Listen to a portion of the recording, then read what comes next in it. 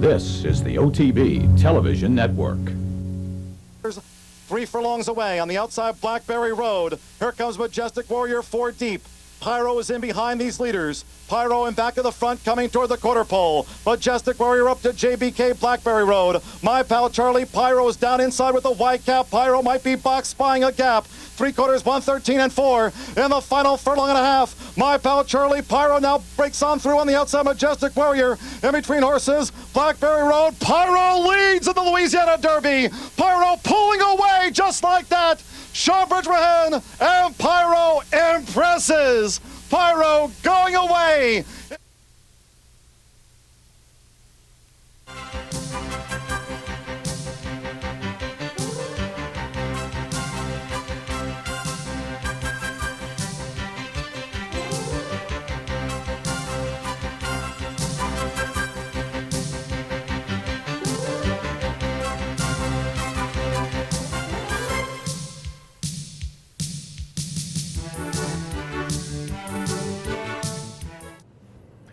Good morning, everyone, and welcome to Down the Stretch. Along with my colleague Mike VIETCH, the racing columnist with the Saratogian, I'm Mark CUSANO, welcoming you to this morning's March 15th edition of the program. And over the next 90 minutes, we will be hopefully presenting you with 3 very special guests. A bit later on, I'll be chatting with trainer Steve Asmussen about Pyro's effort in the Louisiana Derby, and you just saw a piece of it. We'll talk about Z Fortune for this afternoon's Rebel. And we'll talk about another pretty good racehorse he has halfway around the world. In about 15 to 20 minutes, Michael will be chatting with trainer Paulo Lobo. And you know, if you're a regular viewer of this show, you'll remember Paulo. We chatted with him regularly when he had Farda Miga and Pico Central. Well, Paulo's got Gallego primed for his 2-turn debut later on this afternoon in San Felipe. And then finally, later on, we hope to be joined by Mr. Michael MATZ, who last week produced the upset with Visionaire in the Gotham. Our 3-year-old action, we will take a look at what we can see from the Gotham, the Louisiana Derby and the El Camino Real. We'll take a look at the fairgrounds and the Santa Anita Oaks as well. My partner will have yet another pedigree profile on the class of 2008, looking to the future, and we'll update you. We'll show you the final odds from Pool 2 of the Kentucky Derby Futures. So all of that and much, much more if you stay with us this morning. And we won't even charge you $1,000 an hour. Partner, good morning. Well, good morning to you. How are you? I understand you had a few days in the warm climes. You just couldn't stand it, could you? I'll tell you, I save up for 5 or 6 years so I can get away for 5 or 6 days. And what happens here in New York? All but the government crumbles and all. While you were away. My there used God. to be an interesting TV show called, I think it was This Was the Week That Was, or something like This Was the Week That Was. That was no quite doubt a about week. it. Yeah, But we chat a little bit about that. I understand. So, but we've got a busy show for you this morning. As I say, hopefully 3 very, very special guests coming up. But all kidding aside, with what happened here last week with Elliot Spitzer, and I believe this coming Monday, our new governor, David Patterson, will officially take office. What's the discussion been? What do you think this is going to mean as far as the future of racing here in New York? Well, I have been in touch with a number of people, both in who work at the Capitol and also within the New York racing industry. And I think if I could summarize only my own contacts in the last week or so, I would say that the general feeling tends toward optimism that the incoming governor, David Patterson, is going to be one who's going to be a lot more workable in terms of not being just caught totally driven to a single point of view. It's obvious, or at least it has been so far, that he has a good working relationship with Senate Majority Leader Joe Bruno. So when it comes to racing matters, there is, as I said, from only my own contacts in the week, tending towards the optimism that things will move forward. Having said that, we're now past 30 days from the announcement of the VLT, as indicated on the day in February 12th or 13th about the franchise deal. And I would say that there are people, and I will say that there are people within the industry who are a bit concerned that VLTs are not necessarily going to be a priority here right off the bat. And that being said, that only delays revenue that everyone is counting on, both the track operator, the breeders, and the horsemen. So, you know, we're definitely in a floating zone right now, and hopefully the new governor will be able to, for racing, get things moving, because we just have to get things moving on that. That's it. Yeah, because that VLT revenue affects an awful lot. Obviously, it affects purses and breeders' awards, but it also affects the beginning of the upgrades at the various racetracks. Most certainly. You've got to get the back stretches fixed up. You've got a lot of work to do on the front side. And remember, I said this months ago, NYRA's got $30 million from the state to use on an as-need basis. If the VLTs are delayed for too long, that $30 million may not be enough. No so doubt. it is critical. Yeah. A very, very nice story. Rags to riches. The champion 3-year-old filly of 2007 had her first recorded workout since going to the sidelines following last year's Gazelle. The Belmont Stakes heroine worked Tuesday at Palm Beach Downs, going an easy 3 furlongs in 38-2.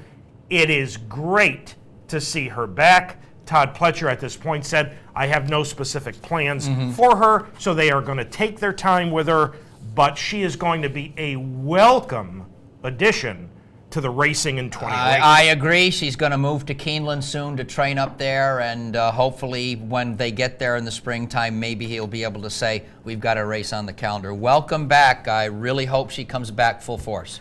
Also back on the work tab in Southern California, Lava Man, and it's good to see him back. He really went off form. He's been away since, well, November 3rd of last year, and he worked at Hollywood Park on Wednesday, 3/8 in 36-1. Here's a story that doesn't excite me very much, because I think Dennis of Cork is a pretty good racehorse. But Dennis of Cork, the unbeaten winner of the Southwest Stakes, who was originally pointing to today's Rebel, will bypass that spot and be pointed for either the Wood or the Illinois Derby. Now, he's only run 3 times, folks, and this means that he's only going to have one more prep race before the Kentucky Derby. You know, we had David Carroll on. He talked about this colt being very talented, but he still had a lot to learn. And you learn from experience. So by bypassing today's race, Michael, in essence, they're taking away one full prep race before the Derby. Personally, I don't like that. I'm very, very surprised at this. I really am truly surprised at this. You would think that he needs the race. Everything was going well at Oaklawn Park. Why not stay there and presumably turn in another solid effort going to a mile and a 16th, which is what we're doing this afternoon? I'm just surprised, and to me it's kind of it's a pretty heavy negative. I hope it's not for the folks with Dennis of Cork, because I think he's got talent, but man, with the leaders of the bunch up there, with what they've done so far, I would think sacrificing a race between now and then would cause people to think what Mark and I are thinking. Yeah. So. And also Barrier Reef, who looked good in winning a stakes race up here in New York and has been shipped to Rick Matee in the Godolphin string down in Florida. He has suffered a minor setback. They were thinking about running him in this afternoon's Tampa Bay Derby. He's had a minor setback. Minor setbacks are okay, except when you're looking at a very rigid schedule to get to the first Saturday in May. That's not terribly good timing.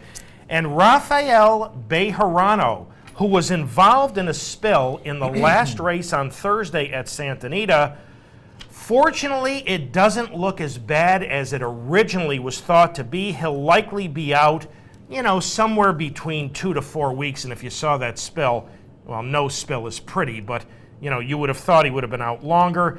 He's currently the leading rider. He's having a terrific winter at Santa Anita. He suffered some compressed vertebrae in his lower back, but the fractures are minimal. He's been released from the hospital. So that is very good news. All right, we received several emails and a couple last night, but the ones we received on Friday we're going to hold off for next week. This morning we're going to read an email from Kyle, who says, hey guys, this is the deepest 3-year-old crop I've ever seen. And last year's was pretty good too. I think it could be the influence of synthetics. And Kyle goes on, this is interesting. Interesting. It seems to me that training and racing offers synthetics in modest doses and as an adjunct to training and racing over dirt is having some positive effects, especially in developing horses. I think it's improving stamina and getting horses to finish.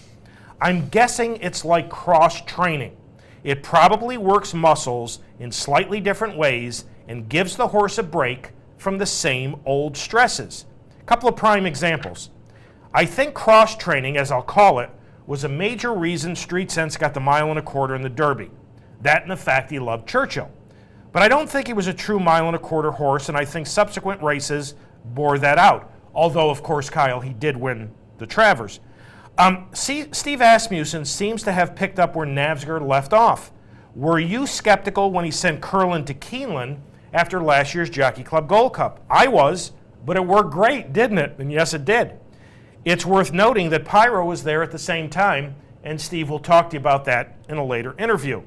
Now, I think I see synthetics' positive effects manifested in this very deep crop of 3-year-old males. I'd like to hear what you guys have to say. Thank you, Kyle. Those are really wonderful points, and two things come to mind, three things immediately. First off, your comment about Carl Navsgaard and Street Sense, I really agree with 100%. It was one of the finest man-to-horse training jobs I've seen in a very, very long time. I share your gut feeling that he wasn't a true 1 1/4 horse, but he did win the Travers in the Derby. His pedigree didn't work for me. On synthetics, I think your observation is very good. I think definitely horsemen are feeling that way.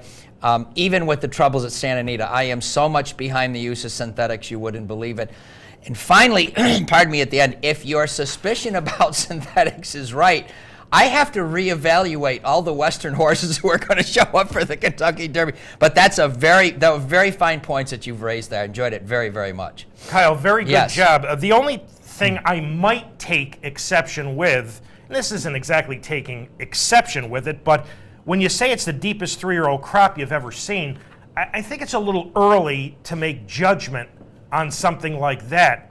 We need to see them compete out of their regions, and then later in the year, we need to see them compete against whatever older horses are left. And you talked about a 3-year-old male crop. I think we can just make that 3-year-olds, because I think the fillies may be pretty deep as well. Kyle, thank you very much for your email. For those of you who would like to correspond with us here at Down the Stretch, here are the ways in which you can do that. Through the United States Postal Service, Down the Stretch, Mark and Mike, Capital District, OTB 510 Smith Street, Schenectady 12305, or electronically. And just a reminder, if you're sending it to us electronically, everyone gets their mail at the same place, so make sure our names appear on it. Viewer mail at capitalotb.com. And we are up to our first break on this March 15th edition of Down the Stretch. In the old days, this would have been Florida Derby Day. You're right. You're right. Yeah, when Michael and I return, we will welcome in our first guest of the morning, Mr. Paulo Lobo, as we go to this break. Well, for Kyle and for the rest of you, got to show a race on a synthetic surface in the first break, and I chose the Santa Margarita. Now, with the scratch of Zenyatta, I mean, this was going to be exciting. Yep. Neshoba's Key against Zenyatta. But as I told you last week, Zenyatta had missed quite a bit of time. John Sheriffs rarely does anything foolish, so he scratched Zenyatta. With that scratch, Neshoba's Key looked like she would be awfully tough in here. So we'll take a look at the Santa Margarita going to the break. Michael and I will be back with Paulo Lobo right after these messages. No change, they go past the half-mile pole now, and Dawn After Dawn just over a length. Neshoba's Key has been tracking in second throughout. Good Mood is right there third. Sweet Belle now 4 lengths off the leader, and on her outside is Double Trouble. They run to the 3/8 pole, and still Dawn After Dawn just over a length in front, and Neshoba's Key, Sweet Belle at the rail, Good Mood, Double Trouble starting to move in now to take on this leading pair. A 1/4 mile to go, and they turn the pressure on now. Dawn After Dawn, Neshoba's Key now runs up alongside of her. Double Trouble looking for somewhere to go from third. Top of the lane, Dawn After Dawn has to dig deep. Neshoba's Key's right up alongside, a length and a half. Double Trouble third. Homeward bound now, and it's going to be Neshoba's Key going home gamely, and the Showbiz Key is now put away dawn after dawn, and from here on in it's just a matter of how far. A very classy Showbiz Key and Garrett Gomez romping in the Santa Margarita. Dawn after dawn second, then Double Trouble, Good Mood and Sweet Belle.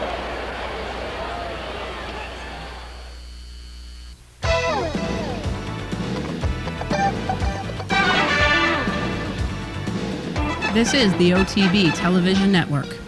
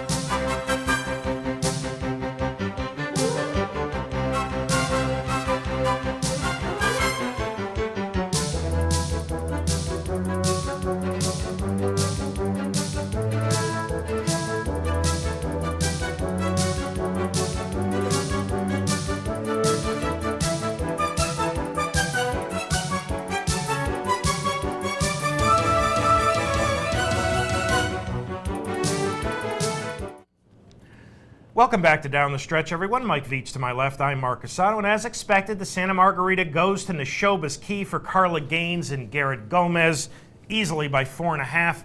Showbiz Key is now 4 for 4 over synthetic racetracks, and with the Breeders' Cup being at Santa Anita for at least the next 2 years, that may bode very well for Showbiz Key.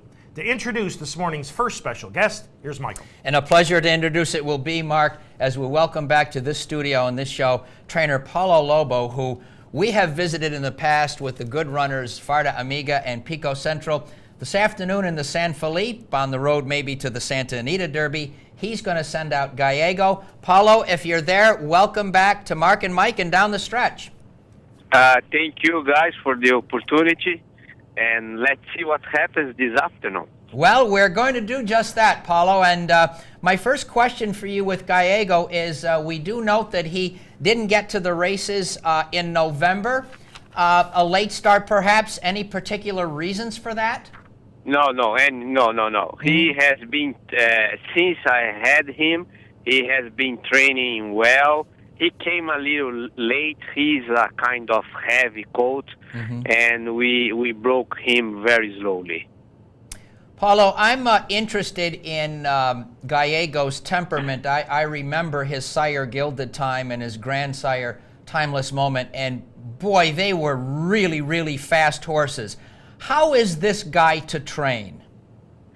He trains. He's a kind of horse that it's a pleasure to work with him and to be a horse like him around, because he's a kind of horse that does wherever you think, wherever you want. He works if you want. He works fast. If you want, he works slow. He settles. He goes to the lead. It's a very versatile horse. Well, Paulo, in his most recent effort, the San Pedro, and we're going to be taking a look at that, Gallego won the San Pedro, going 6.5 furlongs on the artificial out there, the synthetic. We're watching it from the start right now. So, Paulo, would you please tell our audience what you were hoping to get out of this race? Did you do it, and what kind of a performance was it? I think it was a great performance. He tracked a very fast pace, and finished very strong for tracking a fast pace, in my point of view. That's the reason that we trying to stretch him out. Well, let's talk a little bit about that, because this is his first race today around 2 turns. And, just a couple of questions for you on that, Paulo. First of all, do you expect him to do well going 2 turns today? I think so, because he the bottom line of his pedigree is lost code, and lost code went 2 turns very well. And the way that he settles for me running, and the way that he settles for me training, I think he can go. But when the races come, sometimes happens different things. I certainly agree with that. And Paulo, sort of a follow-up question to that as we look at him go across the line again. He is certainly a big, good-looking runner. Do we sometimes just simply make too much of the first race around 2 turns? Depends. In my point of view, depends on the horse. Mm-hmm. I first start Fardamig in 2 turns at a mile, and she won.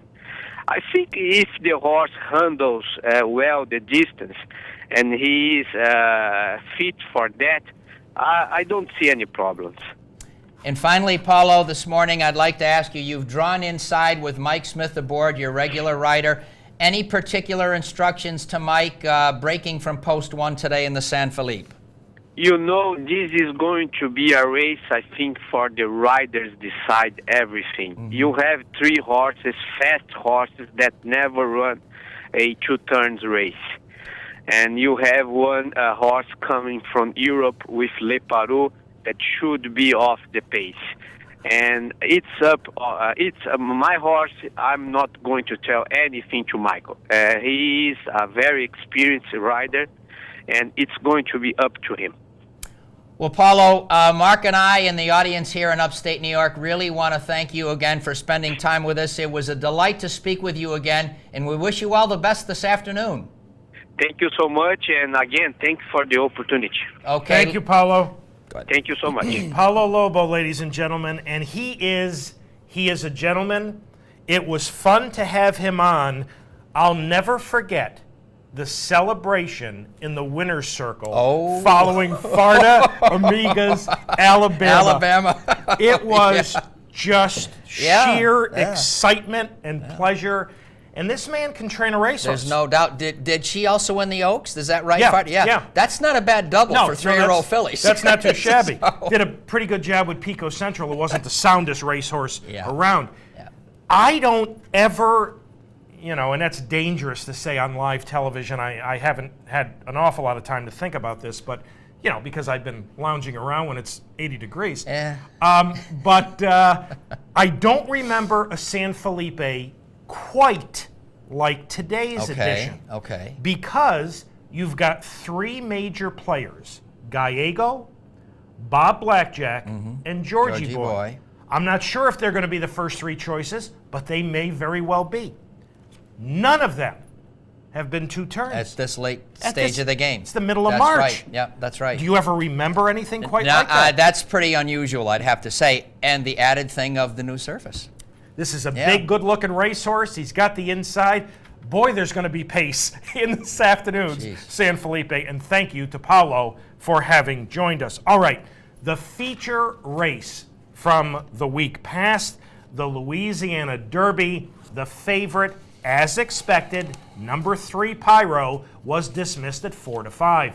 But there were any number of other fascinating colts in the race, including number 6, Tale of Acadi, who you will see get steadied coming out of the starting gate, the Belmont Futurity winner, and number 9, Majestic Warrior, who everyone was so high on following his victory in last year's Hopeful. Now, they were both making their 3-year-old debuts in here. Unfortunately for Barclay Tagg and for Billy Mott, their respective trainers, it might be back to the drawing board for both. Number 4, JBK, 2 for 2 in sprints coming in here. This is his route and his stakes debut. He's stalking the pace on the outside under Kent DeSormo. It may be back to sprints for him. Number 8, Yankee Bravo, who had been 3 for 3 on turf and synthetic surfaces. He came across country for his first attempt on dirt. He would run a pretty good 3rd, but in the end, it would be Pyro. and all Pyro. Top of your screen, fourth on the fence. Here's what I want you to watch for as they get into the turn. Sean Bridgmohan's going to lose position here. He can't get out. He's going to get shuffled behind dead horses. You'll watch the rallies on the outside while he's got to sit still with Pyro. He's going to lack some room in upper stretch. But you know what? Nothing bothered this colt.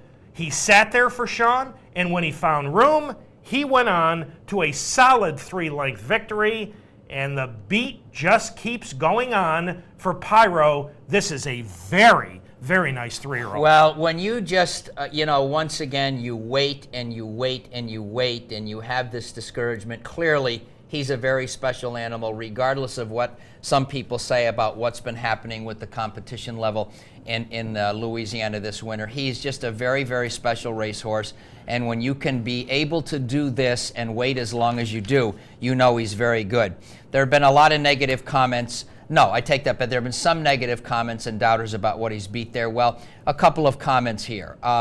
Visionaire did come out of the Risen Star to win the Grade 3 Gotham, so that's some sort of level of quality there. He's obviously doing this without any undue stress or pressure. He's just doing this. It's like, when you want me to do something for you, I will. Maybe that comes from working with Curlin, and don't ever sell short the idea of what trainers will do during working hours when it comes to this. He's not going to look a horse in the eye like Curlin, except unless Warpass, when they finally hook up in the Kentucky Derby. A couple of other comments on, for me, a very interesting season in Louisiana Derby, the 3-year-old part of which is pretty much settled now. I think that Majestic Warrior's effort wasn't horrible. He got awfully tired at the end, which is kind of unlike a Billy Mott trainee, even the first time out.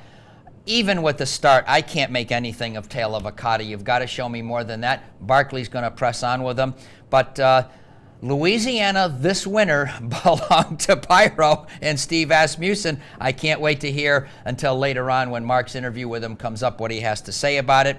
This is the race of Grindstone and Black Gold. It's one of my favorites. I hope to get there someday to see it. But there's no doubt, Mark, this year who the star has been. And I think this point it may be underappreciated here. Watch the top of your screen. Yeah. I mean, first of all, he was much more forwardly placed in this race than he was in the Risen Star, and Steve Asmussen will talk to you about that in a moment. Yeah. But do you think Sean Bridgmohan wants to be where he is right now? Even with him, no. You know? Don't want to be. Absolutely not. If he could have tipped out, he would have blown by That's those right. horses, That's right. With 5/16 of a mile to go. That's right. So now he's got to sit patiently and sit and sit and sit, and he has been, for Absolutely. a good eighth of a mile. Yep. But, the response is pretty much instantaneous Indeed. here. Now, it is kind of laughable what some people have been writing about. They've been talking about who has he beaten in Louisiana this winter. Yeah. The interesting thing is, many of those people going into the Risen Star and going into the Louisiana Derby were saying, wow, these are very good races with good quality 3-year-olds. That's right. Maybe it's just that Pyro is that much better than the rest of them that he makes them look pretty bad. Mm-hmm. Now, my pal Charlie, who set the pace, is going to hold for second at 60-1. I'm not sure what that means. And Yankee Bravo, who is saving ground while rallying, will finish third in here. But the two horses we need to talk about first and foremost are Tale of a Cotta and Majestic Warrior. They come from two outstanding trainers in Billy Mott and Barkley Tagg. Both of them felt that they had their respective colts primed for big efforts. I told you on last week's show what concerned me about both of them was that they were on a schedule where they would only have 2 races prior to the Kentucky Derby, so they could not afford to take a misstep. They both took a lot of missteps. Well, they did. I mean, if Majestic Warrior shows up somewhere else in one of the remaining preps, he'd have to run just a bomb to even be considered for the Derby. Again, I thought he made a pretty decent run into and coming out of the turn. His getting so stone tired at the end is certainly a concern for me. And Tale of a Cotta, as I said, I just can't get a line there. That, to me, even with the start, he was never. Majestic Warrior was a factor until about a 16th out, And Majestic And Warrior just finished tired. 7th, beaten 9 lengths. As Yeah. Michael said, he got very just tired stone late. tired. Tale of a Cotta did get steady coming out of the gate, but saved ground never really ran Yeah. much. He finished 6th, beaten 6.5, but often, and I'm not saying off strictly one race that this is the case with both of them, but often. 2-year-olds just don't progress. Let's face it, folks. The main reason everybody was gaga over Majestic Warrior was the hopeful. Oh, sure. That's the reason. Yeah. And we have to remember that afternoon, Maimonides and Reddy's Image basically went after each other, and he picked up the pieces. Now, it was a brilliant effort, but it was a brilliant effort sprinting as a 2-year-old. That's pretty different from doing without question. what he did or attempted to do last Saturday. 1:44 2/5 for the Louisiana Derby. We'll talk more about that a little bit later when we talk about the Fairgrounds Oaks. Our second guest this morning is the man who has trained Pyro since the beginning of his career. He also trains Z Fortune, who will start in this afternoon's Rebel. And he trains the reigning horse of the year, Curlin, who is halfway around the world preparing for the Dubai World Cup. Now, Steve Asmussen is a young man, but the more I interview him and the more I listen to him speak, he says so many things that an older horseman would say. It's a fine horseman. You know, he clearly has things well thought out for each of his horses, even though he has a lot of horses, and there seems to be a reason for everything. Well, yesterday I had a chance to sit down and chat with Mr. Steve Asmussen. Steve, let's begin with Pyro and your thoughts on his victory in the recent Louisiana Derby. I'm very pleased with the outcome. He's definitely matured as much as we could have hoped for, physically and especially mentally. Pre-race, he acted ideally and handled very well in the race. Steve, one of the major differences between the Louisiana Derby and his victory in the Risen Star, where he literally exploded the last 3/16 of a mile, was he was much more forwardly placed last Saturday. Was that by design? And if so, talk about that. Well, more so by design from the Risen Star being a race I didn't want him to do too much in, whereas in the Louisiana Derby, with having the race underneath him and feeling that he was in a position he could physically defend himself, you just put him in the race a little sooner. I thought that he asked him for a little bit of run early, and then he turned off extremely well. He handled well. Horses showing the maturity that'll be necessary to have success in the bigger races coming up. Steve, you used the term turned off. Please explain that to our audience, if you would, and then tell them how important, how critical is that going to be for bigger, more important, and longer races down the line? Well, turned off as in relaxed after he's been asked for a little run. Our target is the Kentucky Derby, 20 runners, full field. Will need to be asked for acceleration at some point simply to secure a spot, and then relax after that. And that is what we are trying to establish with him. And everything's geared towards trying to win the Kentucky Derby with a horse that we feel is an outstanding, opportunity to do such. Steve, in the Louisiana Derby, on the turn, Pyro got shuffled, kind of lost position, got caught in behind rivals. How concerned were you at that point, and what did your rider, Sean Bridgemahan, have to say to you after the race? Well, the Louisiana Derby we felt is a step towards the Kentucky Derby, as we've established all along. And I think that it's a situation that you incur with have a tremendous amount of confidence in, that you're not just trying to scrap plans and abandon and risk everything for one day. With it, the confidence in Pyro is he does have the acceleration. When the spot does present itself, we've seen him come home.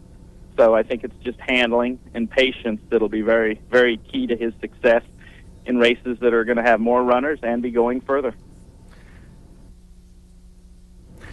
Steve, earlier this year, you were working Pyro in company with Curlin. There's a pretty good work partner. Talk to our audience about why you did that. Curlin's always been a very manageable workhorse. All last year, or the majority of the year, he worked in company with Zanaro, and there's no substitute for who he is or the ability that he has, and I just felt very comfortable in trying to establish that rhythm with Pyro. Their first work in company was very conservative, 5/8. They handled very well, and then they just added to that.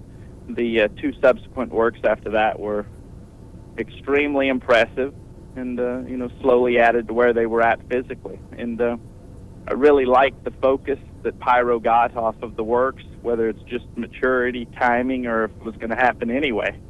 But he sure took his training a lot more serious after that, and has paid a lot more attention ever since.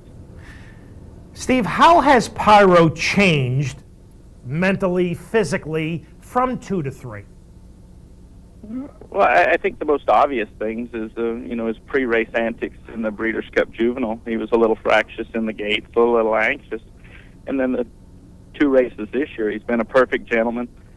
Came over to the paddock with plenty of time to spare for the Louisiana Derby.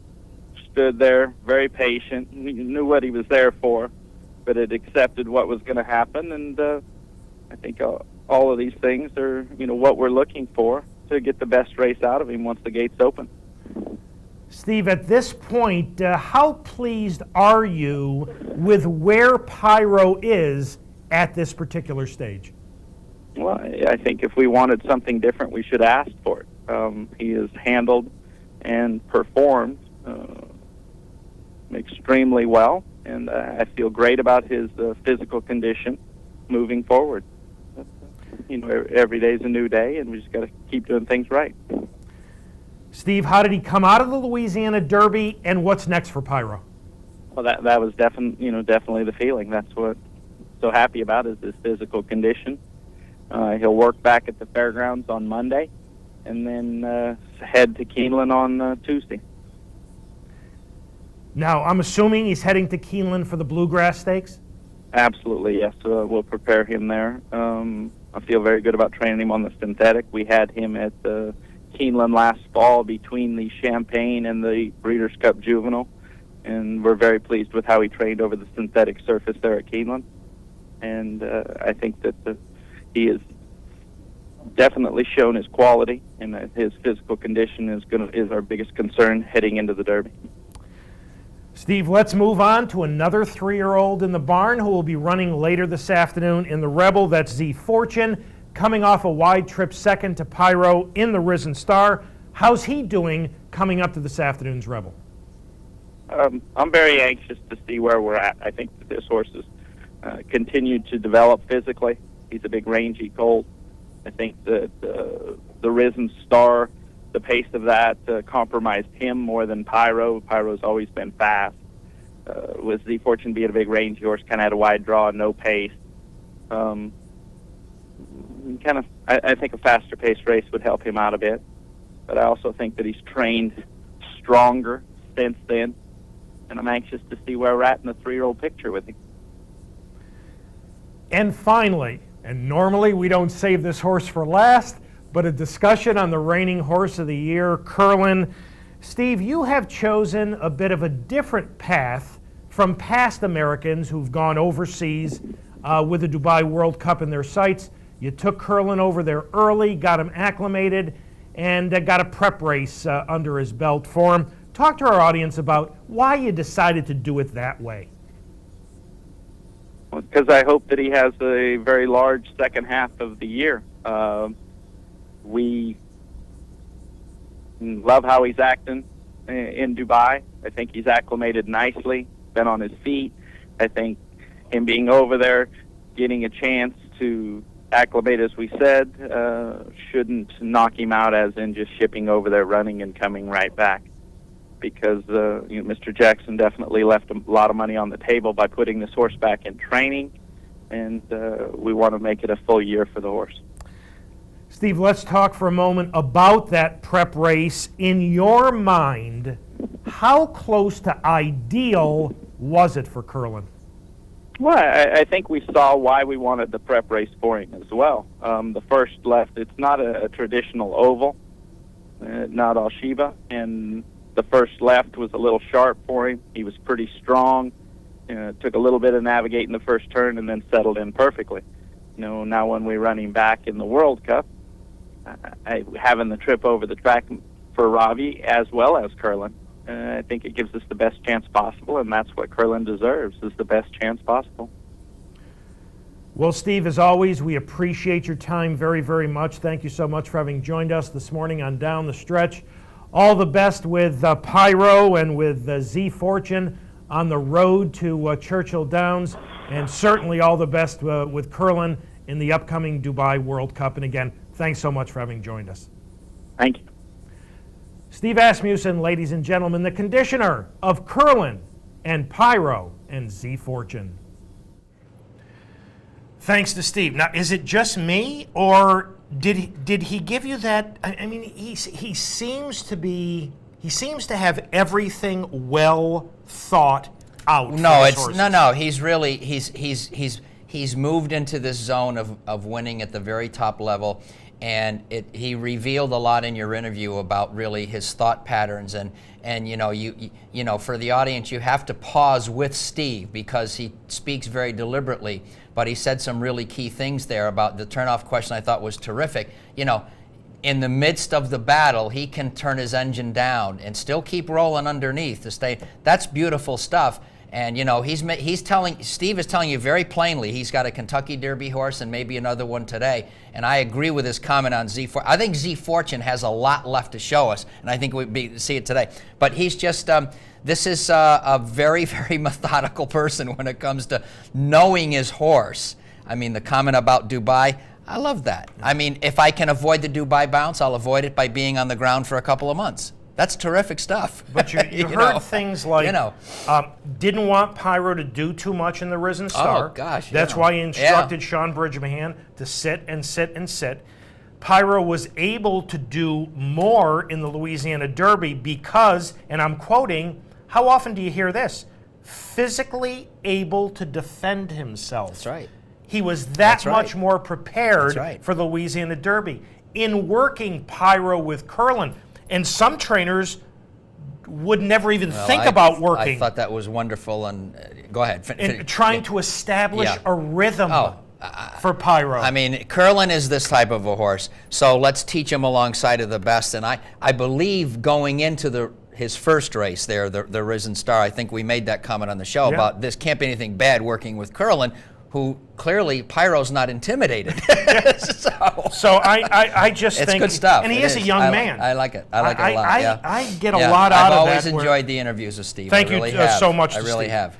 And we are up to our next break on this morning's mid-March edition of Down the Stretch. Thank you so much for having joined us. When Michael and I return, well, we're going to take a look at some more 3-year-old action, both male and female. My partner will have another pedigree profile on the class of 2008. And we will show you the closing odds from Pool 2 of the Derby Futures. As we go to this break, back to the fairgrounds, older horses in the New Orleans Handicap, where the 9-10 favorite was number 3, Grasshopper. So we'll take a look at the New Orleans Handicap going to the break, and Michael and I will be back with much, much more right after these messages. The opening quarter for Grasshopper, 24 seconds flat. 5 furlongs to go. Grasshopper and Magna Graduate heads apart. Garrett Gomez and Circular Key right there waiting in the wings and close up. Circular Key under a hold and just off these leaders heading to the half-mile pole. Brass Hat is next and still 6 more lengths back to reporting for duty, who will have to raise an effort from out of last. Half-mile, 48 seconds flat. Going into the far turn. Magna Graduate takes the lead. Magna Graduate in front, but only just from Grasshopper, 3 furlongs away. Circular Key right there hovering close by. Circular Key now putting a move up to the front. Circular Key has gone up to the front at the quarter pole. Grasshopper Magna Graduate has slipped back to third. Brass Hat is ridden with the whip and reporting for duty is last, top of the stretch. 3 quarters, 1:12-1 in the final furlong and a half. Circular Key is the leader, but Grasshopper is battling at the rail in the final furlong. Circular Key kept on. Grasshopper is a neck away, a head away. Grasshopper is back in front, but Circular Key fights hard. A dramatic finish. Circular Key! Circular Key has won the New Orleans Handicap in a Heart-riveting duel from Grasshopper, who went down swinging, though. Reporting for duty, Brass Hat and then Magna Graduate in 1:49.4 and a thrilling New Orleans handicap.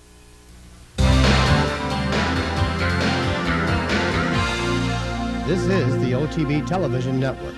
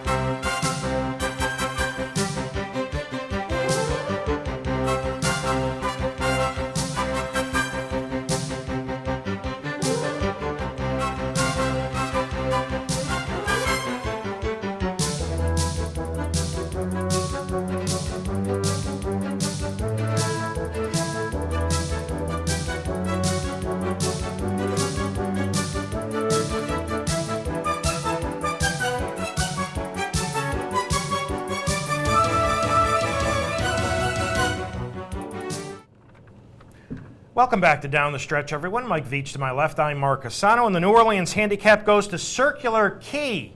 A horse for the course, winning the New Orleans handicap by a neck over Grasshopper. I say that because Circular Key's last victory a year ago came at the fairgrounds in the Louisiana Derby, which was his only other two-turn win. well, you know, after his hopeful win, I'm a hopeful fan, obviously, but, you know, Mark is very good at pinpointing what are genuinely come-from-behind sprinters who don't become two-turn horses. I actually think since this Louisiana Derby thing happened, it may still be legitimate to question whether or not he's a true two-turn horse. But I'll tell you what took me, that really interested me about blinkers on. He's into the race like never in his life. And then he fights off Grasshopper. You might expect him to succumb in the first time with blinkers. I hope that means a good handicap year for Circular Key. I always liked him, but long time between drinks, only happening in the Louisiana racetracks. Yes, and the blinkers did put him in the game. Oh, wow, he was sharp. Very, very early. My partner cashed a ticket on Circular Key, but not in the San Carlos. which helps make up for betting Tiago as often as he does. I do. All right, continuing on with our 3-year-old segment, up next is the Gotham. And we're going to show you, whatever we can from the Gotham, which was run under foggy conditions over a sealed, sloppy track. The favorite, the choice at 8-5, was number 4, Saratoga Russell. He would be the controlling speed. The second choice at 3.5-1, number 1, Giant Moon, unbeaten in 4 prior starts. Now, as you can see here, Saratoga Russell is making the front, while Giant Moon, I think I would be pretty accurate in saying here, he almost looked like he bounced off the fence. He hates this going. He hated it. Just hated it. Now, we're going to send them into the fog for you, and then we're going to pick them up as they come out of the fog going into the far turn. Saratoga Russell and Giant Moon would run next to last and last. Now, coming out of the fog, a very strong move you're going to see being made on the outside is going to come from Texas Wildcatter, who, like Circular Key, was adding blinkers.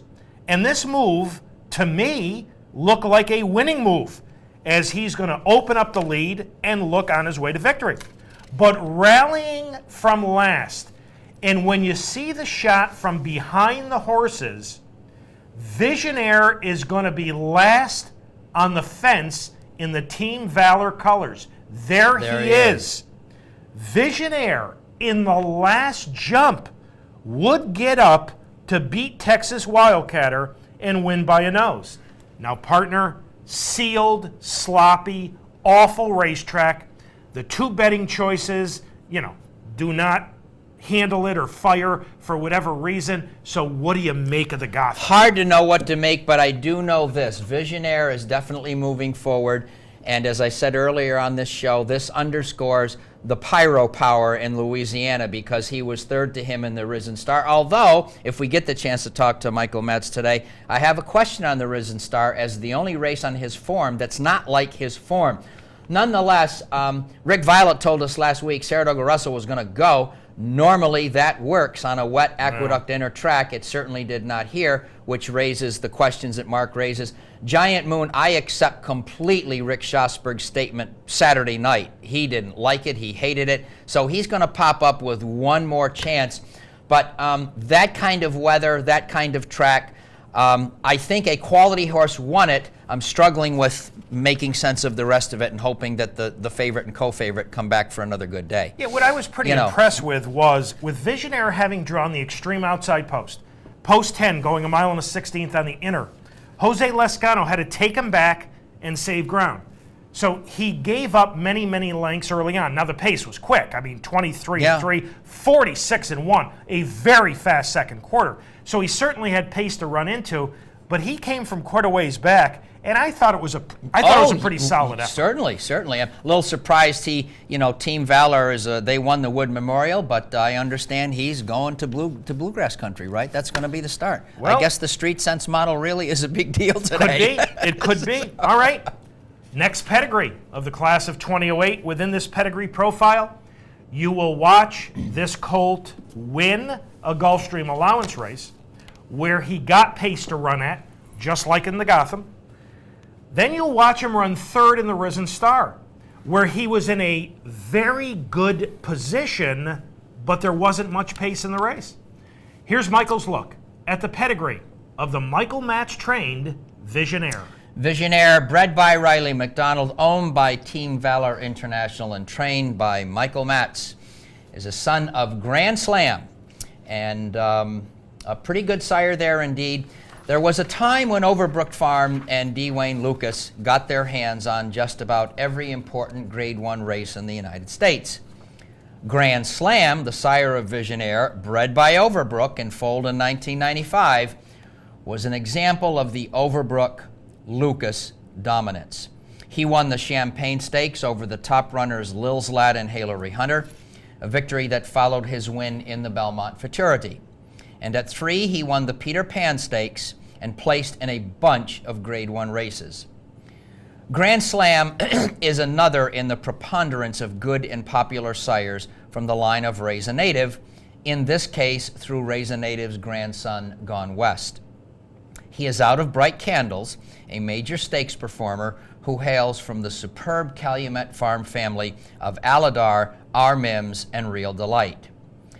And Grand Slam was bred on a very popular cross, that of Gone West to Sons of Northern Dancer, results of which have included, in addition to Grand Slam, Elusive Quality, the sire of Kentucky Derby winner Smarty Jones, plus the good runners Supremo, Performing Magic, Dance Master, and Western Winner.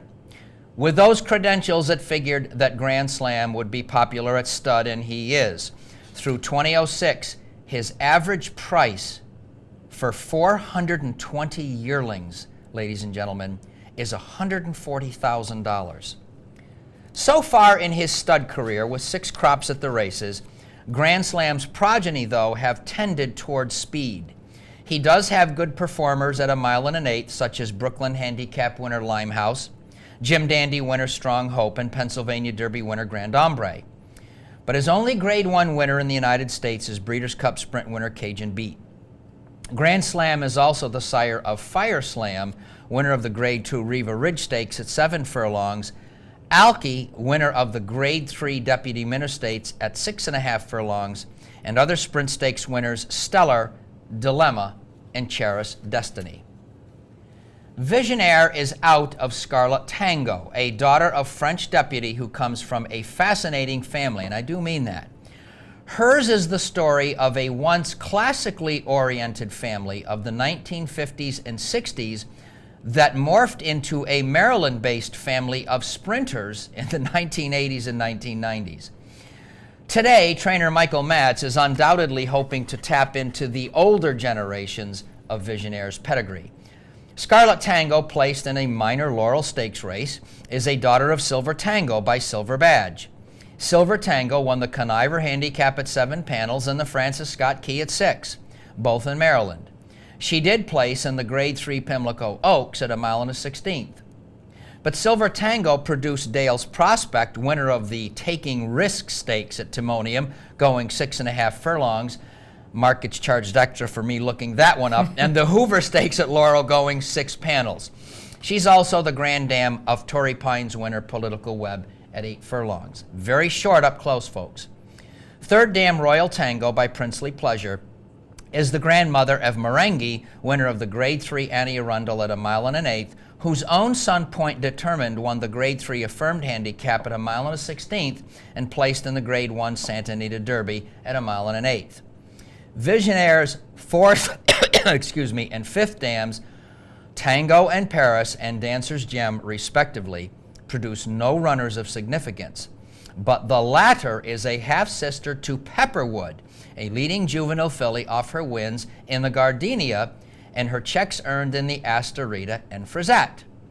Pepperwood, by the stamina influence and double Jockey Club Gold Cup winner at 2 miles, Hill Prince, also finished third in the Coaching Club American Oaks at 1 1/4 miles. Pepperwood was a product of the hallowed operation of C.T. Chenery's Meadow Stud, I pause and kneel here, that produced Secretariat. Finally, 7th Dan Anthemium produced Brian G. by the same sire as Whirlaway, Epsom Derby winner Blenheim II. Blenheim II was bred and owned by His Royal Highness the Aga Khan. Brian G. won the Aqueduct Handicap at 1 1/8 and placed in the San Juan Capistrano at 1 3/4 in a highly productive career of 62 races. So the historical class is certainly present in Visionaire's pedigree. I mean, all you got to do is talk about Meadow Stud and the Aga Khan. If those elements come to the fore, they have in Michael MATZ, who knows just how to manage them, even in the modern era. Michael's look at Visionaire, he won the Gotham and the Gulfstream Allowance both times running into fast paces. He ran third in the Risen Star when there was a dead pace. Yep. Now, of course, Pyro overcame that dead pace to win Golden Leg. Is it the fact that Visionaire is not classy enough to handle horses at the Risen Star level, or is it the fact that because of the way he runs, he really does need a pace? Yeah. So that's a question that has to be answered. Owned by Team Valor, bred by Riley McDonald, trained by Michael MATZ, who did such a magnificent job with Barbaro. 9.60 on top, 8.60 on the bottom, for an overall pedigree rating of 9.10. Let's see where that fits in to Michael's. Now, I have been asked any number of times. Warpath, as you can see, clearly has the highest number.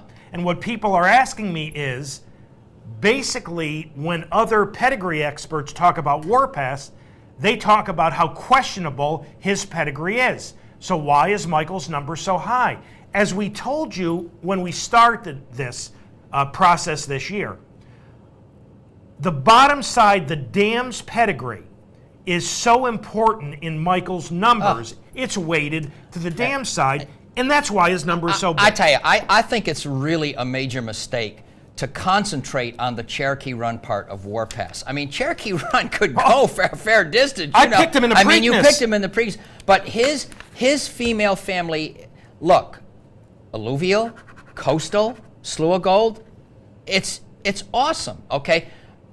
My embarrassment factor is going to be 9 and up here is really a wonderful pedigree as far as going the dirt. My problem is I can't cheat on what the numbers for Pyro underneath is saying. He's a pulpit on top. His female family's terrible short. So was Street Senses, which is kind of why I agreed with the letter writer. But folks, believe me, the Warpath number is not because I like him. He comes from an enormous female family, and as Mark said, to me, the class in the dam and what they produce over generations, I just play it heavy. That's me. So Warpath with a terrific number and Court Vision, and you know what? If we don't see Court Vision next week in the race at Turfway, it's almost a guarantee that he will only have one more prep race that's before the interesting. Derby. And I think, and I love Billy. That's Mott. I interesting. think he's sensational. Yeah. But I think Billy would have made a mistake, only running him twice That's right. before the Kentucky Yes. Derby. There's Colonel John and El Gato Malo, who battled it out at Santa Anita, and they're very, very close in numbers. And a Knock Nakal, who starts later this afternoon. And there's Visionaire at 9.100.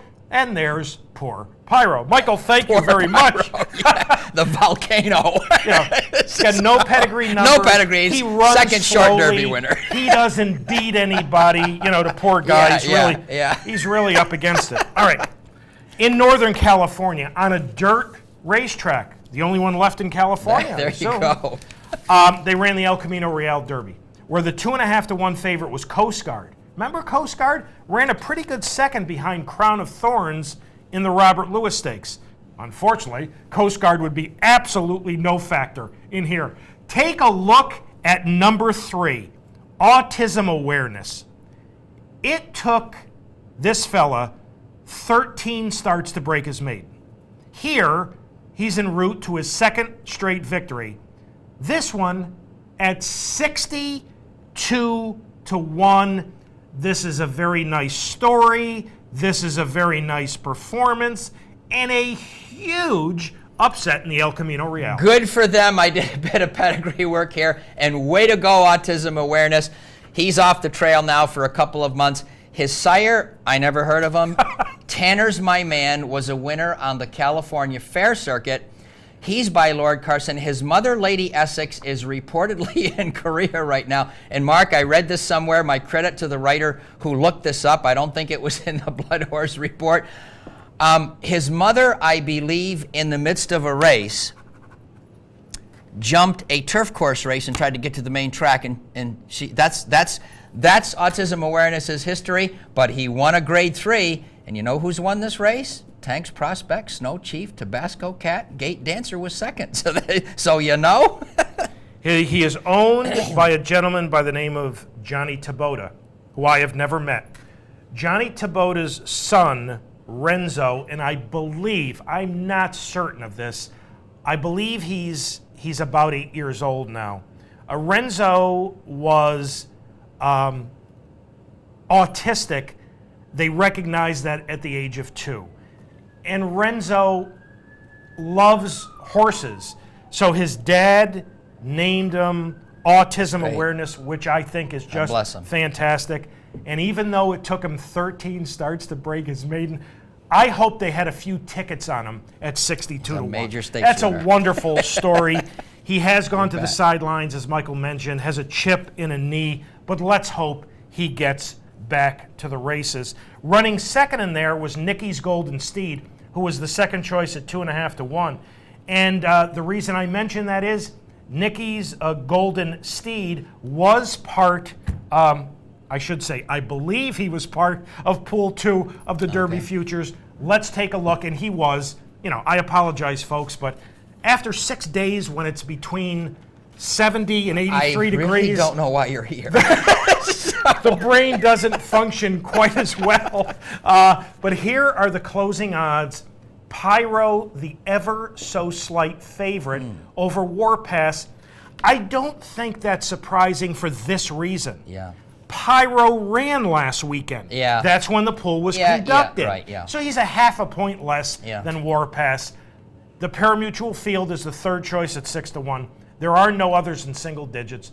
The fourth choice, and I told you this last week, the colt that you had to get in Pool 1 was Dennis of Cork. Okay. He would be the one who would be significantly shorter price. Dennis of Cork in Pool 1 was something like 43 or 48 to 1. Well, you had to take 12 in Pool 2. You've got some reasonable prices. I don't like the futures pool. I've told you that. You've got some reasonable prices in here on horses like Colonel John and Court Vision and El Gato Malo and Elysium Fields. I mean, Gallego is a gigantic price. And that's because the Derby's 1.25 miles, and he's never been beyond a sprint. You know, Georgie boy, if he runs big this afternoon, you could say that 20-1 was, ends up being a very, very good price. There's Visionaire, the Gotham winner, at 19. But there's a look at the closing odds from Pool 2 of the Derby Futures. Now, the action from last weekend was not solely for the males. There were a couple of interesting races for 3-year-old fillies, and we'll begin with the Fairgrounds Oaks. And in front, although not terribly relaxed, is the 3-10 favorite Indian Blessing. Chasing in second is Proud Spell.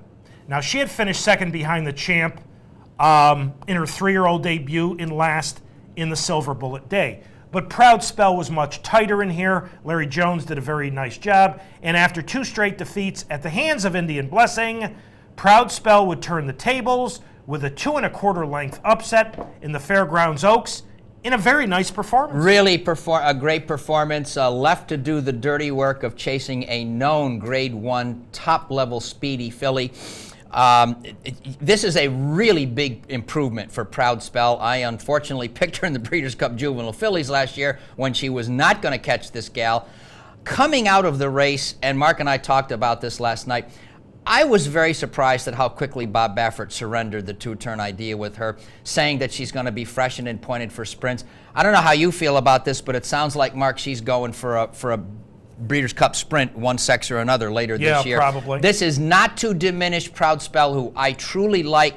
What a trainer, Larry Jones, and she's a factor in the Kentucky Oaks as far as I'm concerned. Oh, there's no question about it. And how about Larry Jones with 3-year-old fillies? Not only does he have Proud Spell, he has a filly by the name of 8 Bells. Oh, that's that Oaklawn thing. Who will be running in tomorrow's Honeybee at Oaklawn Park. 8 Bells has won her last 2 starts by a combined 28.5 lengths. That's a pretty good number.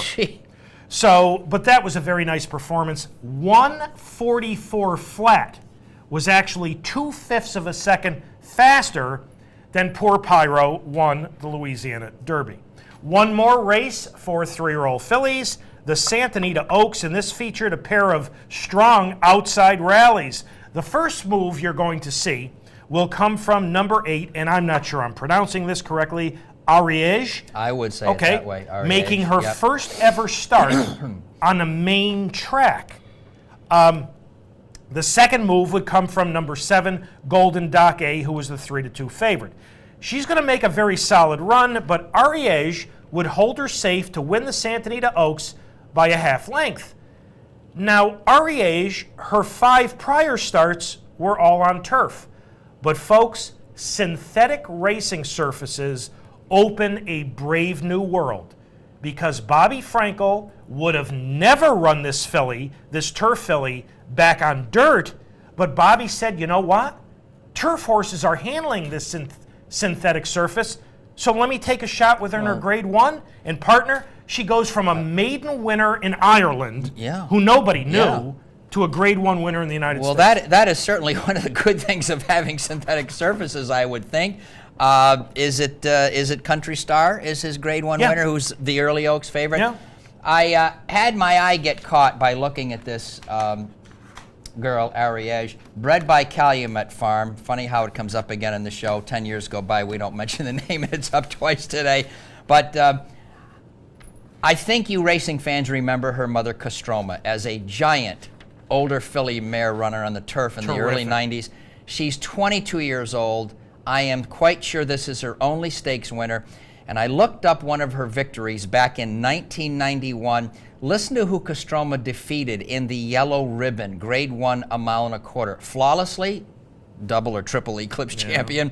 Fire the Groom, Lady Cheryl, and Plenty of Grace, a multiple Grade 1er from Darby Dan. What a beautifully bred filly. And as I got her piece, she cost a mere $75,000 at auction in the Keeneland September 6 yearling sale, and Bobby Frankel's got somebody who's worth $500,000 as a Grade 1 Santa Anita Oaks winner.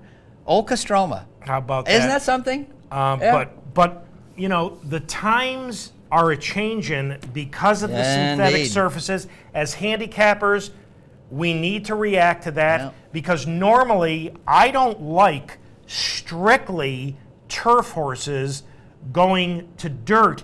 And one of the reasons why I love Barbaro so much is he not only showed he could go from turf to the old-fashioned dirt, he handled slop, he handled dirt, he handled turf, and those horses are very, very rare. Oh, no doubt. But Bobby Frankel found a way to win a Grade 1 with an Irish maiden winner. That's it. That's pretty good stuff. All right. We are up to our final break on this morning's March 15th edition of the program. Thank you so much for having joined us. When Michael and I return, well, one of two things are going to happen. We hope to be welcoming in Mr. Michael MATZ, who is delayed a little bit this morning in the training of his horses. We will also be able to take a look at some of the 3-year-old action that will be happening around the country later on this afternoon. As we go to this final break, I'm going to go back to last Saturday at Gulfstream Park and the running of the Richter scale. I was looking forward to the matchup between Commentator and Châtain. I thought this was going to be a classic matchup of power speed with Commentator. And when he's good, he's terrific. And Châtain, who I think is highly underrated. But when Châtain came out of the race, there wasn't much left. Oh, yeah. Basically, how much was Commentator going to win by? Well, we're going to show you as we take a look at the Richter scale going to the break. And Michael and I will be back with our final segment of this morning's Down the Stretch right after these messages. Rexon's Rose coming up. Goes in. They're all in line. They're racing in the Richter scale. And Commentator right to the lead. Rexon's Rose on the outside. Now, here comes Elite Squadron, and Elite Squadron will dare to test Commentator early. And these two open up 3 lengths on their competition, headed by Rexon's Rose, Steve's Double, Nyuk Nyuk Nyuk, and Grand Champion is last. It's Commentator pushed along up front by Elite Squadron through a 22 flat opening quarter. They're a length and a half in front of Nyuk Nyuk Nyuk, who's now taken third and is outside of the leaders. And then it's Rexon's Rose in fourth. Steve's Double and Grand Champion is 6 lengths off the lead. Commentator by a neck as they go into the turn. Elite Squadron to the inside second. A length and a half to Nyuk Nyuk Nyuk. And they've run a half mile in 45 seconds flat. Rexon's Rose in fourth, 4 lengths off the lead. Grand Champion and Steve's Double. Commentator and John Velasquez rolling along as they come to the top of the stretch. They're in front by 4 widening lengths over Elite Squadron. And then it's Rexon's Rose to the outside and Nyuk Nyuk Nyuk. Commentator comes charging by the 8th pole with an 8-length lead, and he's widening that advantage with every stride at the 16th pole. And here is the fastest horse in America. Commentator wins the Richter scale by 12. Rexon's Rose was second, Elite Squadron was third, and then Grand Champion.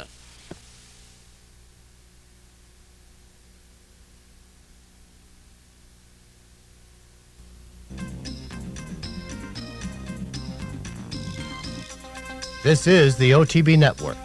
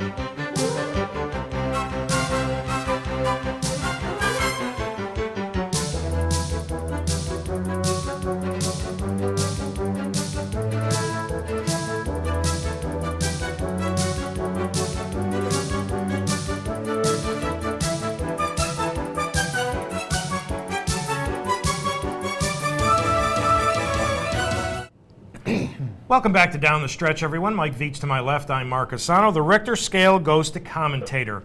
On the heels of a 14-length triumph earlier at the meet, commentator for Nick Zito and Johnny Velasquez win the Richter scale by 13 3/4. Oh, gosh. Nick's got him, good, somewhat sound right now. Yeah. And when he is, he's scary good. He's scary good. It's a wonderful training job by Nick, overshadowed by the Derby stuff, but what a job keeping this guy together. And apparently they may be thinking of a second Whitney about 2 or 3 years apart. So we hope that happens, because this is a stone-cold runner. All right, to introduce our final guest this morning, and I mentioned just a few moments ago about Barbaro, and he did such a sensational job with the Derby hero. Here's Michael. And how nice it is to have Michael Matz back with us at Down the Stretch with Mike Veitch and Mark CUSANO. Last week, his Visionaire, we were all hoping that we'd see some part of the race. I know Michael was, but he did get up to win the Gotham. Michael, if you're there, welcome back to Down the Stretch. Thank you. Michael, we're very glad to speak with you this morning, and a few questions on Visionaire. And the first is, would you sort of tell our audience, as you prepared him for his debut last fall at Delaware Park, how did he come to the races, how was he to train, and his temperament and things like that? Well, he's absolutely a doll to train. I mean, he's very quiet. He has a great disposition. You could just about do anything you want with him. He's a real.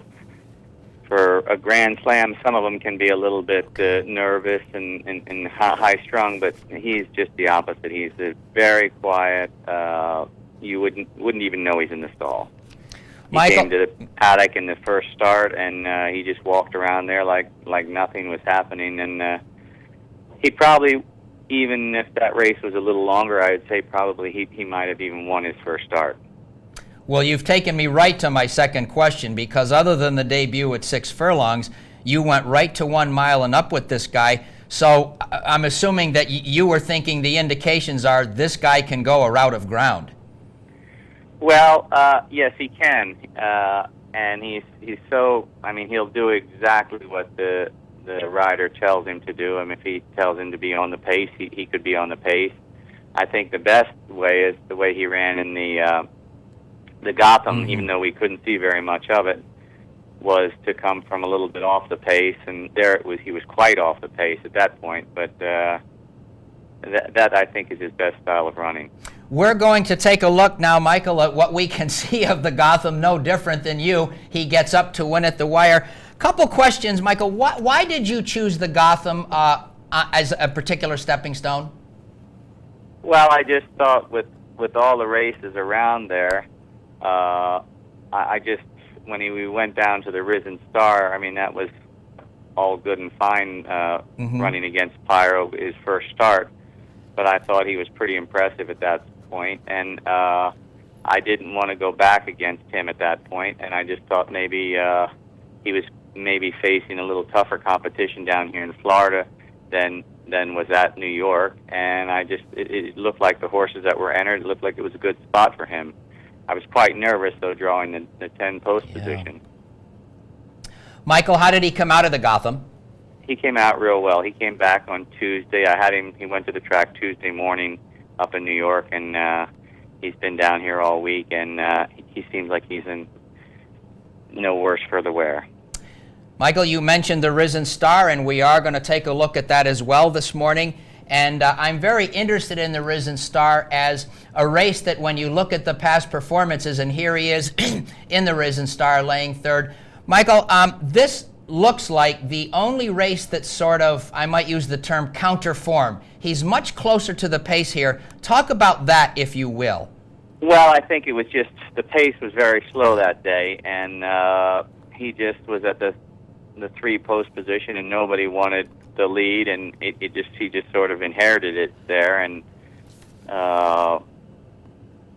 it was the first time he was going around 2 turns, so that maybe might have been a little bit of in question also, but I think from the Risen Star to the Gotham, he improved a tremendous amount going forward in the right direction, and hopefully we'd like to give him one more race, and then hopefully, if God willing, we'll go to the Derby.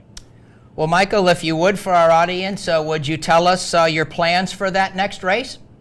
Well, that all depends on this week how he trains. There's the one possibility if we would bring him back a little quicker and go in the Florida Derby, then give him 5 weeks to the Kentucky Derby.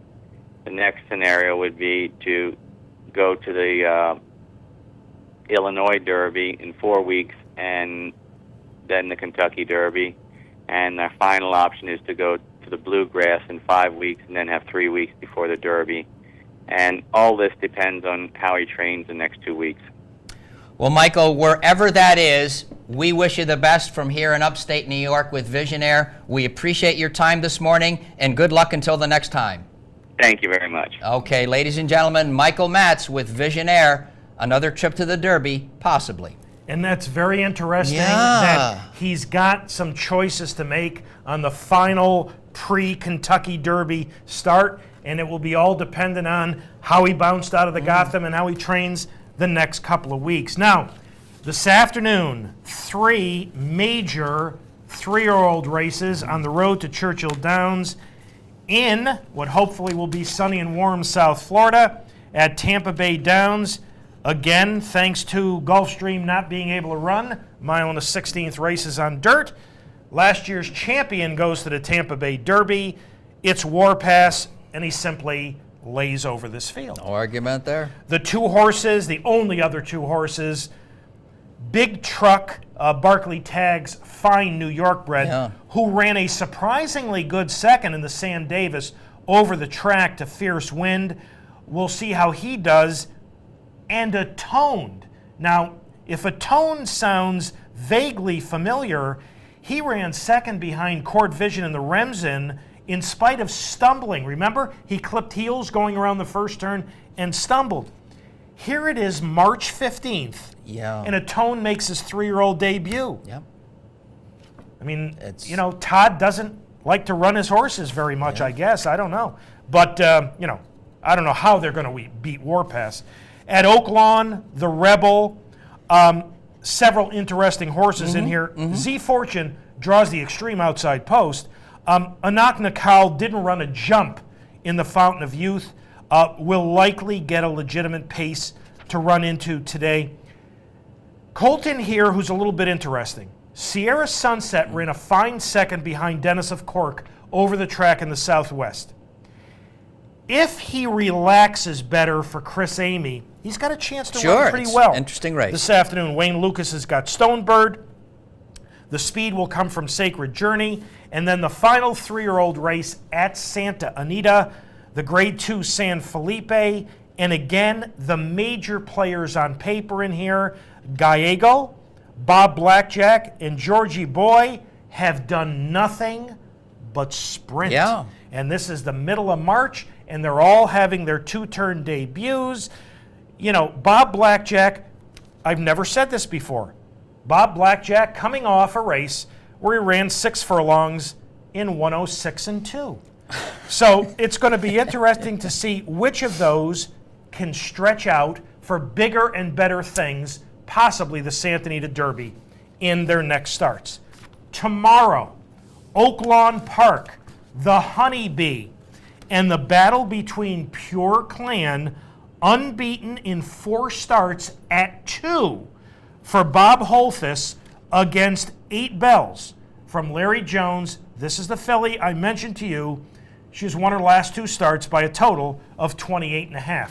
So should be an interesting renewal of the Honeybee. A final reminder for those of you who would like to correspond with us here at Down the Stretch, here are the ways in which you can do that. Through the United States Postal Service, Down the Stretch, Mark and Mike, Capital District OTB 510 Smith, Schenectady 12305, or electronically at viewermail at capitalotb.com. The 2 emails which were sent yesterday, we will read on next week's show. Time to thank all the folks who helped get this week's show on the air. Pat Peretta directed, and Pete Persico and Kurt Flick and Dan Hayes and our associate producer, Julie Hoxie. And special thanks to this morning's guests, Mr. Steve Asmussen, Mr. Paulo Lobo, and Mr. Michael MATZ. In just a few moments, AM Gulfstream will be coming up. Have a good weekend. You too. 3 interesting races today. One just gonna watch.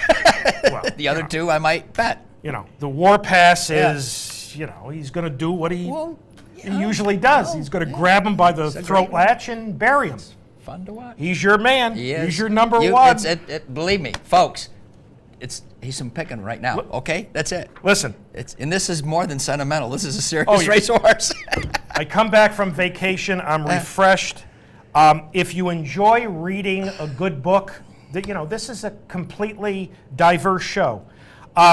Go pick up Into the Wild from John Krakauer. It was a sensational read. One of the 5 best books I've ever read in my life. Wow. So go get Into the Wild from John Krakauer. All right. Have a good weekend. A rejuvenated MC. I love it. You all too. As always, thank you so much for having joined us this morning on Down the Stretch. We appreciate it. Enjoy your weekend and enjoy all the wonderful racing action from coast to coast here at Capitol. Have a terrific upcoming week, and Michael and I will see you next week.